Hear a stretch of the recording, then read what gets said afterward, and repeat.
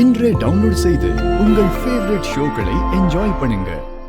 எப்படியோ முதல் பூஜை செஞ்சு முடிச்சிட்டோம். இப்பதான் கொஞ்சம் ரிலாக்ஸா இருக்கு. ஆனா இன்னும் 2 பூஜை இருக்கு. அதை எப்படியாவது கரெக்டா செஞ்சு முடிச்சிடணும். அதெல்லாம் நல்லபடியா முடிச்சிடலாம். ஓ, அந்த அளவுக்கு உனக்கு தைரியம் வந்துருச்சா? ஃபர்ஸ்ட் கஷ்டமா தான் இருந்துச்சு, ஆனா ஒரு வழியா பண்ணிட்டோம்ல.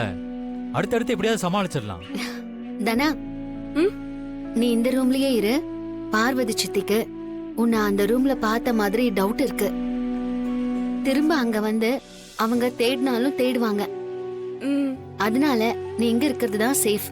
ஏன்னா இந்த ரூம் எப்பவுமே போட்டியே தான் இருக்கும். அதனால யாரும் வரமாட்டாங்க. அப்போ என் ரூமை யாரும் யூஸ் பண்ணலையா? இல்ல தனா, இங்க யாரும் வர்றதில்ல.